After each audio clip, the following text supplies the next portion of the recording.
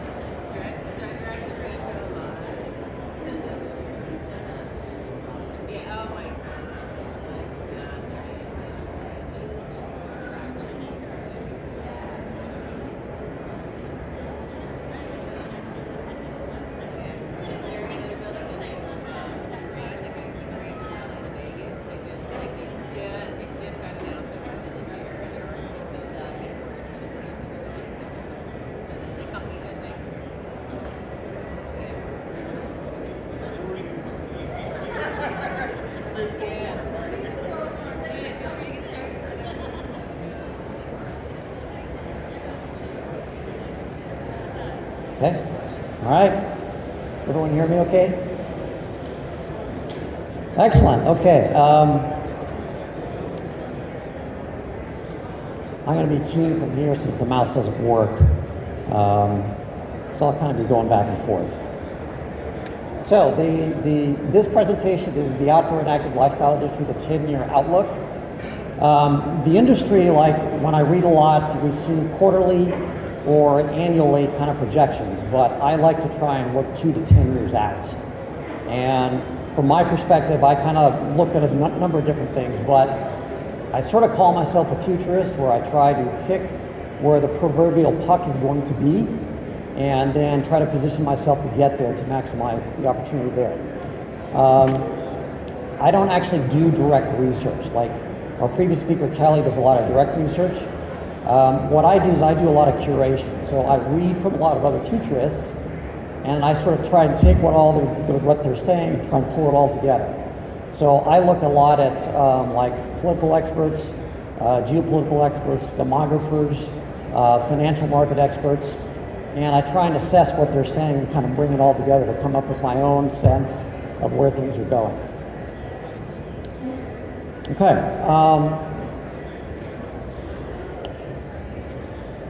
For this presentation, the next 10 years for the outdoor industry is, to put it lightly, is challenging. But to rip the Band-Aid off, I think it's going to be really tough. And I'm going to go through this presentation and explain why, kind of bring up a lot of the issues that we're dealing with and where I think they're going to end up. I don't want to be alarmist. I don't want to be negative. We're very optimistic about the industry long term. But I like to kind of present the difficulties and get them out so we can all see them. Because if we understand that, then we can plan for them and we can position against that. Okay, so in the context of what I'm doing here, everything I have is online, so my presentation's online. I'm going to have homework for you afterwards, so you can review that stuff on your own time. And then I'll have a couple of tasks for you to do as well. Okay, so before I get into this, let me give you a little context. So we got the outdoor industry here. Let's zoom out, all right? There's been great research that's come out in the last 3 to 4 years showing how we move in 80 to 100 year cycles. So we're kind of at the end of a cycle now that started from World War II and the Depression. The previous cycle started at the end of the Civil War, and the cycle before that started at the founding of this country. And there's been other cycles in other countries as well as before the founding of the US that's proving this out. And what the researchers are finding is that in these 80, 100 year cycles, we sort of start new, after great calamities and great stresses and great tribulations. And society gets built up, we become prosperous, but then over time we become complacent, and then our systems stop working and things start breaking down, and then you go through another sort of tribulation period, and then you start new again. So right now, the how I characterize it is since World War II up till about 2015 was what I call the old normal. That was a fantastic, prosperous era for the entire world, not just the US. And starting about 2015, we're now kind of entering what I call this tribulation period. Probably last the next decade, but in this time period, you'll see a lot of stress and conflict that's going to sort of rewrite how we do things. And it's going to lead into what I call the new normal. So my sense as a futurist is to try to understand what's going to go on in this tribulation period, how things are going to play out, but what's the new normal going to look like?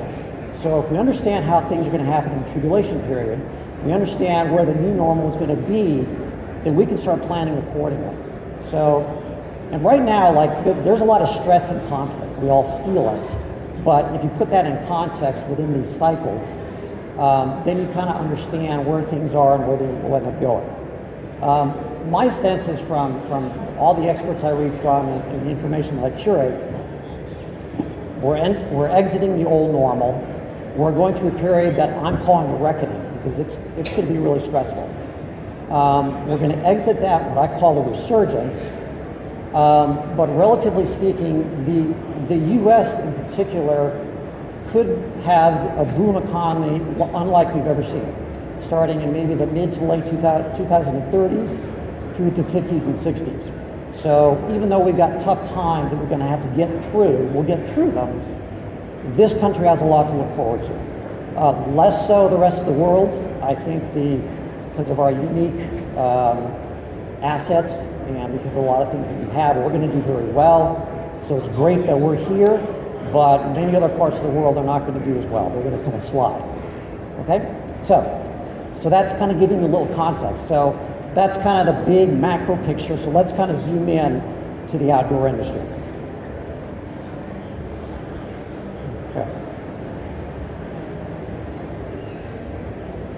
Okay, the challenges. So I've kind of listed them here. And again, this is all online, so you'll be able to click through. Well, let's just start going through them one-on-one so you understand what we're up against. Okay, number one is sometime between now and the next 10 years, we're going to have a very deep and damaging recession.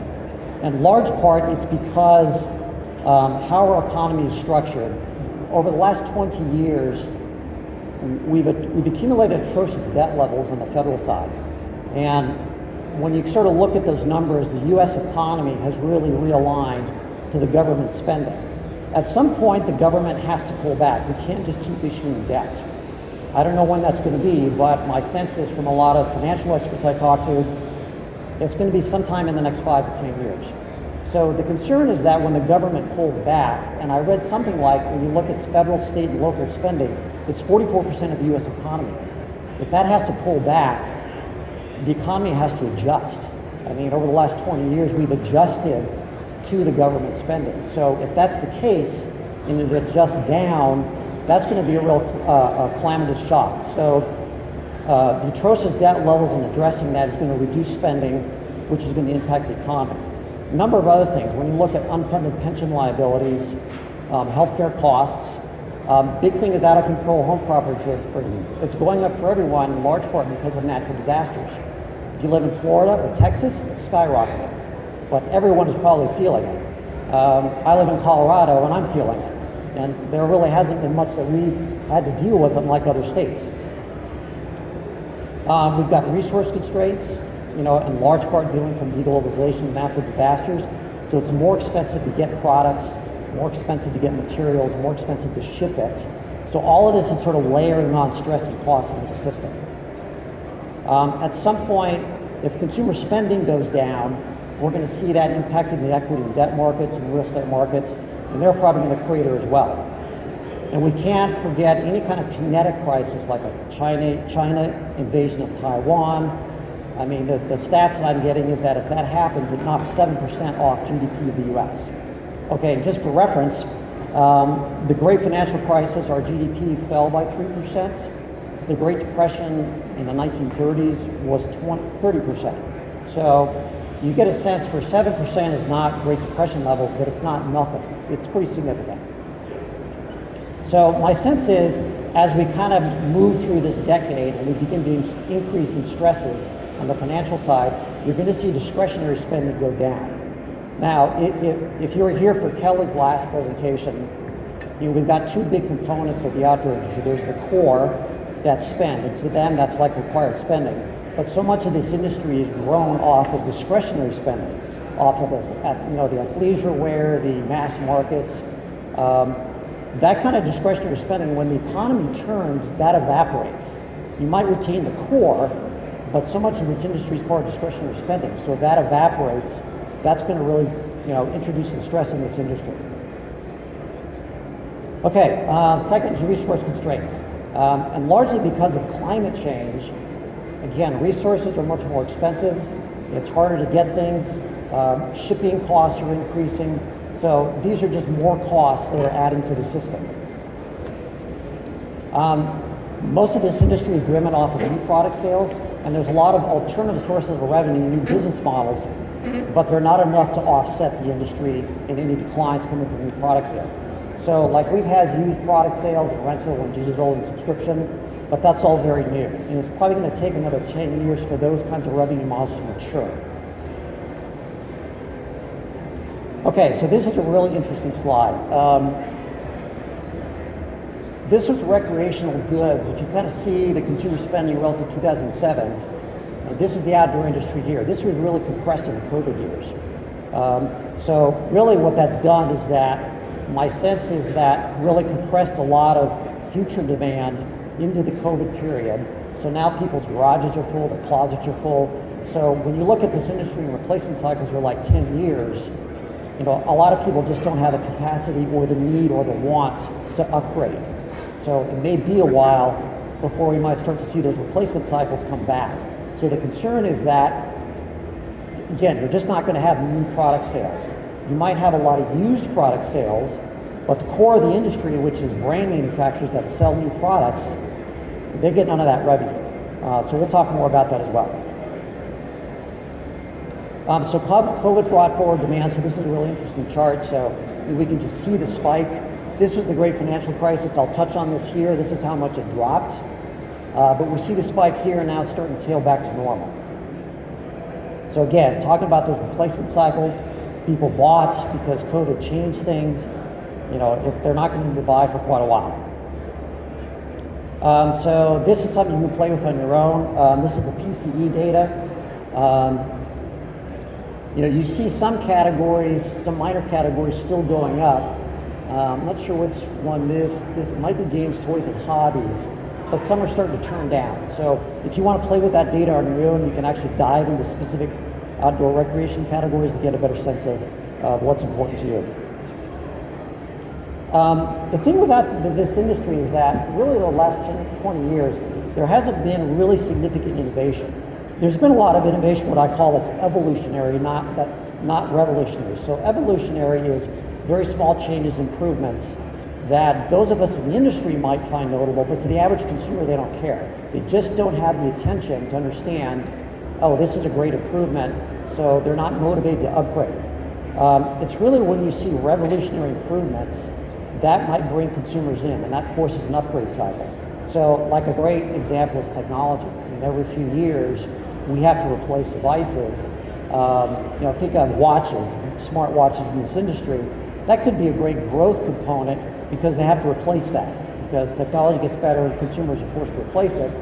But for a lot of average stuff, whether it's skis or bikes, or outerwear, I mean, from 20 years ago, it still works just as good as you have stuff now, so there's less incentive for consumers to upgrade. Okay, this is a big thing. So when we sort of look at the internet and marketing and sales, so when the internet started in the late 1990s, up through about 2005, that was considered Web 1. Web 2 was about 2005 to present. So you think of a lot of different kinds of innovations, from phones to a lot of different ways to market, website design and innovation. That's all kind of old at this point. So every company from the startup to the behemoth uses the same tools, same social network, same way to communicate. So consumers are actually bored. So it's hard to get their attention if you've got nothing new on the marketing and sales side to interest them. Okay, inflation. So inflation is going to be sticky over the next 10 years. Even though now it's starting to go down, it's still high. You don't see a lot of inflation captured in the government numbers. For example, like property insurance that's going up. I mean, that's fairly massive in some states. But my sense is with resource constraints, with deglobalization, with a lot of the geopolitical turmoil that we see going on in nations, inflation is going to remain here.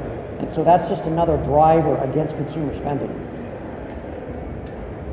Okay, the environment is a big one. So as much as there are pockets in the industry that try to do well by the environment, relatively speaking, this industry is like most others. It hasn't done enough. So we've kind of reached a point where as we get more serious climate change, things aren't correcting, you're going to expect a lot more government regulation to force things. Now you might think, well, we've got too much as it is, but the problem is our problems keep increasing, so we're just going to have to expect more government regulation to fix these things. And all that means more costs. Okay, so this is really interesting. So subscription models. So you've seen a lot with ski areas and adventure parks and gyms. Particularly with ski areas, they kind of revolutionized and optimized participation, but at the expense of probably experience. And we've really started to see that in ski areas in the last few years, just deal with the crowds, as reduce that experience. So on the one hand, it's been great up to now for the industry driving revenue, but you really have to question at some point, it's too much for the consumer, and they're going to bow out. Look at apps. So there's a number of apps out there that optimize when the best conditions to go to ski or to go surfing.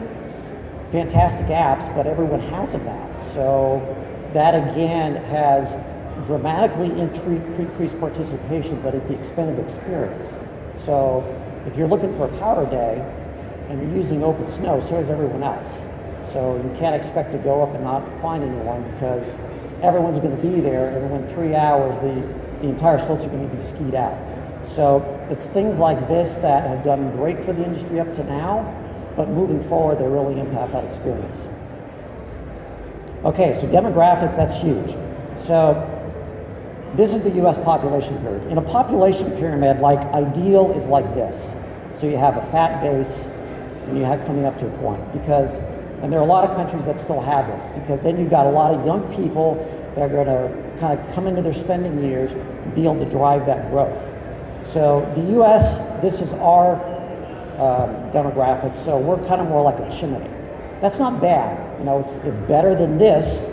A lot of countries are like this, but it's not this. So we have to really consider demographics and where that's going. So let's dive a little bit into millennials, which is the 28 to 43 age group. On paper, they look decent. They're actually got a bit of a bulge there, so that's great. And so the other thing is, this is real interesting data. See this block here? This is baby boomer wealth.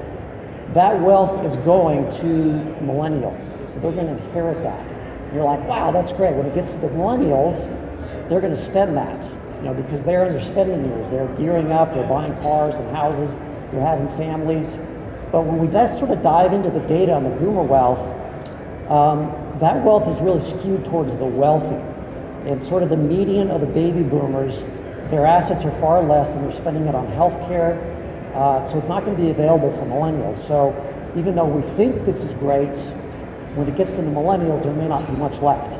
So they may not have the opportunity to spend that. Gen Z. So Gen Z is 12 to 27. They're a smaller generation. So as you get kind of lower on that pyramid, it goes like this, which is not good. Because then you have fewer people on the bottom to support the aging that's going up top, which feeds all into entitlement spending. So this smaller generation, so far it's fashion and shopping is the top of their entertainment category, even ahead of video and games. Any data I'm looking at shows that outdoor is not fitting into this. Now, there's a lot of different kinds of data out there, but I just haven't seen anything to indicate that this generation, has outdoor sort of a top priority. They're a smaller generation. Any wealth that they're going to get is going to come from Gen X, which is much smaller. Okay. So if you consider just Gen Z, we had baby boomers, we had millennials, we have a smaller Gen Z. It's possible the outdoor industry is too big to support that generation, so it may have to actually shrink. Gen Alpha is just too early to tell, but if you look at the bottom, so far that's a small demographic group, smaller than anything else. So as they age, there's going to be less spending there to support the older generations. So that's not good. But again, too young to tell, so we'll just have to see how that goes. This is a really interesting chart here. So if you sort of consider the rise of what's called dopamine culture, dopamine is, we want it now, we get a hit of dopamine that gives us pleasure. So if you kind of look between the left and the right, just take athletics at the top. So play sport is like slow, traditional, versus a dopamine culture is you gamble on the sport. Because gambling is quicker, it's easier, you get that hit. So that's kind of what we're seeing across a lot of younger generations and maybe why they're participating less in some of these slow traditional sports.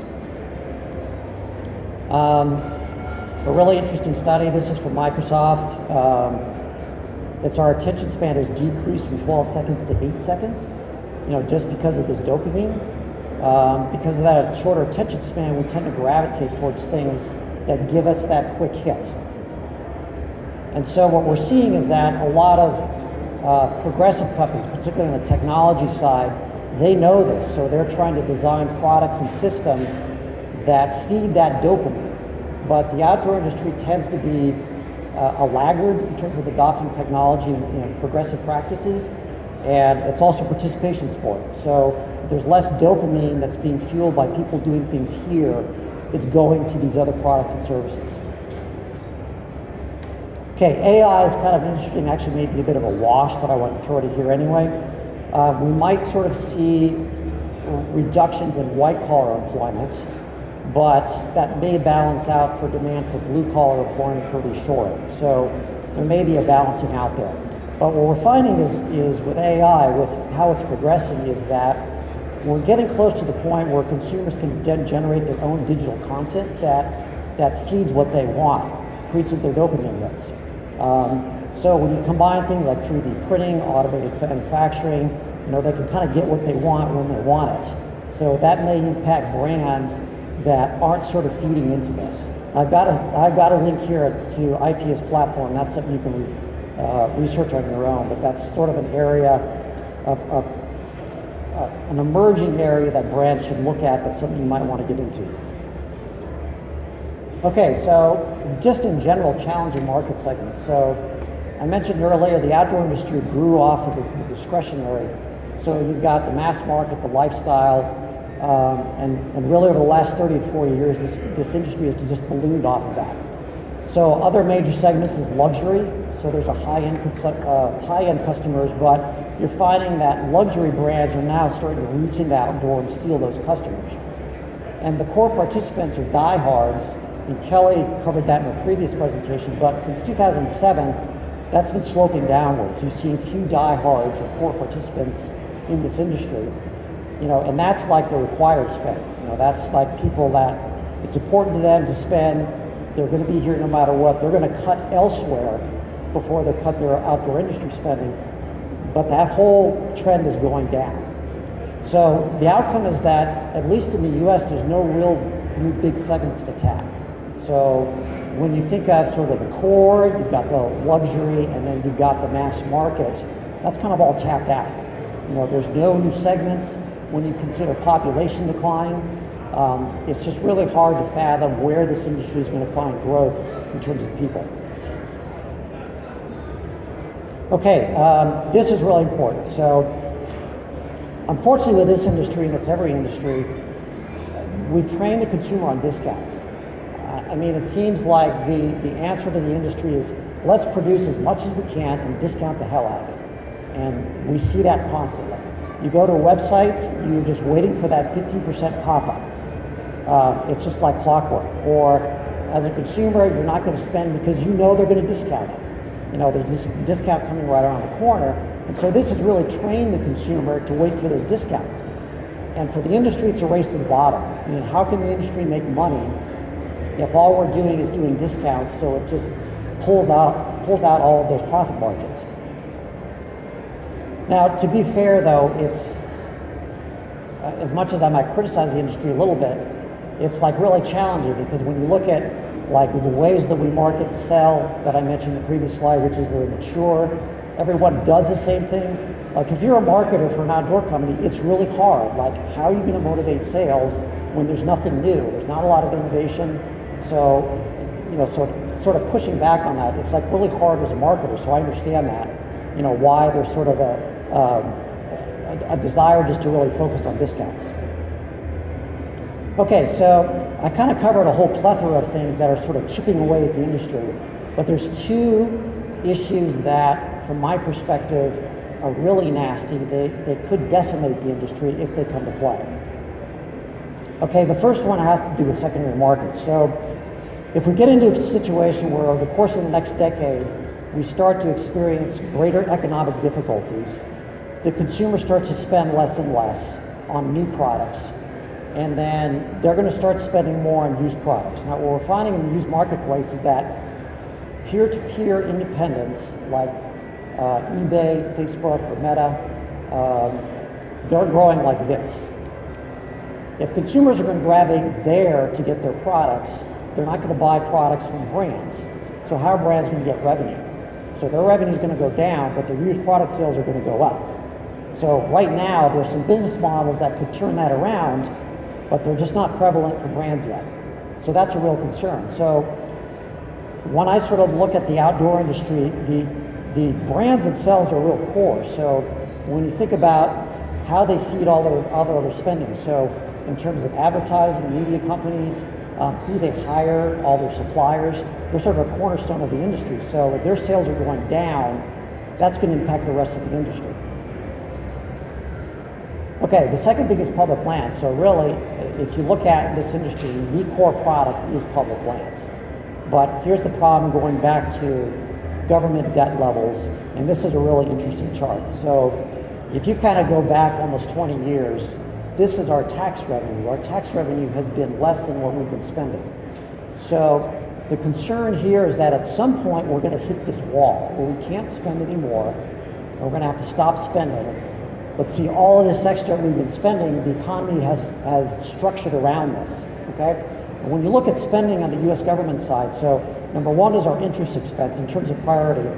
Number two is defense, and I don't foresee that's going down, because when you look at the risks, geopolitical risks that are rising, that's probably going to go up. Behind that is entitlement spending, Social Security and Medicare. I don't see that going down. And then behind all that is discretionary spending, which includes funding of public lands. So my concern is that as we sort of hit this wall on the debt side, we're going to have to make really painful decisions about where we spend our money. And again, I don't think defense is going down. I don't believe Social Security and Medicare is going to be cut. because people don't want that. So it's all going to come down to this discretionary side. So if you just kind of look at some of these numbers here, like if all you were to do would be to, if you just look at all spending across the board and said, let's cut everything 33%, then we'll get back into line with our deficit. But the problem is I don't think defense is going to be cut 33% or entitlement spending, which means maybe 33 to 50% is going to come out of discretionary. Now, can you imagine if public land funding falls 50%? I mean, that's enormous. I mean, this industry is built off of that, but this is a reality that we have to deal with. I found this to be an interesting chart. So when you sort of look across the political spectrum of where people are at, so National Parks is down here. It actually enjoys fairly widespread support among all political parties. But if you're going to ask a retiree, are they willing to cut their Medicare and their Social Security and not cut public lands? Slim chance. Okay, so let's just kind of run some numbers here on recessionary impact. So the Great Financial Crisis, 2008, the recreation category fell 13.4% against a GDP of 3%. Now, if we assume that we might have the next recession fall 7 to 10%, it's possible recreation could fall 39%. I'm not saying it will, but as an industry, we have to be prepared for that because it's a very good possibility. Okay, so my optimistic case is flat to maybe declining growth in this industry on the revenue side. Different for participation. You still might have participation increase, but because people can't afford it, they're not going to spend, so you're going to have flat to declining revenue. I think on an optimistic side where we could see growth like we have over the last 10 years, I think we have to watch for certain things. So if we get cooperation and compromise on a political level about our budget, and so instead of hitting the wall where that's a shock, we deal with our budget and kind of smooth it out over 5 to 10 years, that's good. If we can continue to reindustrialize and innovate like we are, that's very positive for this economy. If we can tolerate some inflation, but try and keep it under control, that's good. On the geopolitical side, if we can tone down, like particularly a lot of stresses and conflict we have like with China, if we can bring that down, that's going to reduce costs and create more certainty in that environment. So that's good. So there's a lot of things we ought to be looking for that might change my base case, which again is flat to declining growth. And if we start to see things like this, that's good. And that might actually turn around for the industry and we might see more growth. The pessimistic case of dire consequences really for me comes back to this. If we get to a point where we don't deal with this debt situation, at some point we're going to hit the wall. And we're going to be in a position where we cannot spend anymore. That's going to be very drastic because the whole economy has really reoriented itself around government spending. So if we hit that wall and we kind of can't smooth that thing out, those consequences out, that's going to be a shock to this economy. So if that's the case, I would expect that inflation might get out of control. Spending from the consumer side is going to go way down. And as we see more and more on the environmental side with climate change and disasters, those are just more costs being laid on the system. So I hope we don't see this, but at our current rates, this is where we're going. And I don't want to be alarmist, but I'm just trying to lay it all out there so we all are prepared if this happens, how we're going to adjust in this industry. Okay, so that actually is going to cover my presentation. I just sort of wanted to lay out to you all of the difficulties I see coming up so we understand what we're dealing with. But I have a companion presentation that I put together that talks about a lot of strategies and tactics, new business models, new ways to markets. This is what I call the new normal. This is what successful brands are going to be doing in the new normal. So this is a huge presentation. Let's do a quick so you can just see some of it there. So you can see how I structured it. Okay.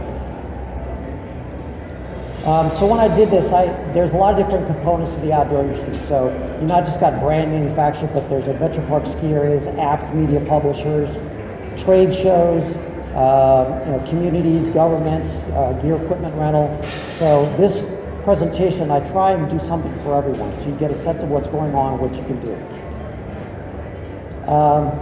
The way I've structured it also is that I look at sort of the 8 components of a company. So you've got strategy, tech and systems, product development, finance, production, logistics, marketing, distribution, and sales, and support. So I divide up the presentation that way and list things under there that you can do. Okay, so that's actually homework for you to do. So I really want you to spend time, because this is a giant presentation. I think it's got like 150 slides at this point, and I keep adding to it. As I learn new things, I add them so you can spend your own time to do that. Okay, this is a task that I need to do. This is for brand manufacturers. When I look at government regulations that are coming, and then you look at everything related to sustainability, and then you look at all kinds of new business models, new ways to market, new technologies, there seems to be a core technology that brand manufacturers need to adopt as quickly as possible. And it's pretty simple. What you need to do is you have to uniquely identify each one of your products with a QR code, okay? That enables all of these new things in the future. Even though a lot of the stuff isn't happening yet, you still want to get that on your products, because, for example, if we have royalty payments that are enabled on used product sales, so you're a manufacturer, you produce and sell a product today, 5 years from now, it's sold on a secondary marketplace, you could get royalty revenue on that. And you don't do anything, it just flows back to you, okay? But you can't get that royalty revenue if your product isn't ID properly. So you want to set that up now to enable that for the future. There are companies emerging that are doing that, but they're expensive, they have closed proprietary systems. But I did a write-up on open source technology that's free, cheap, you can just start doing it on your own today. I also have a Google Sheet that presents a model, you input your information, and then it starts spitting out the unique codes that you can use for your products. So make sure you go to that link to get that. Okay, so, and the last thing is for extra credit. So this presentation was about the outdoor industry, but let's kind of zoom out and go macro. On my website, I have a number of other presentations that talk about this macro 80 to 100 year cycle, where we're at, how things are going to play out, the difficulties and how we're going to get through that, but also what I call the resurgence. How as a country we're going to succeed and do better. So please spend some time on that. It's all free, it's on my website. My goal there is so you can understand where things are going, so you can prepare you, your family, your company, you can optimize your career and skills around where things are going. So I'll make sure you do that, but I'll let you do that on your own time. Okay, so that's all I got. Any questions, comments, or contributions? All right, thank you all, appreciate it.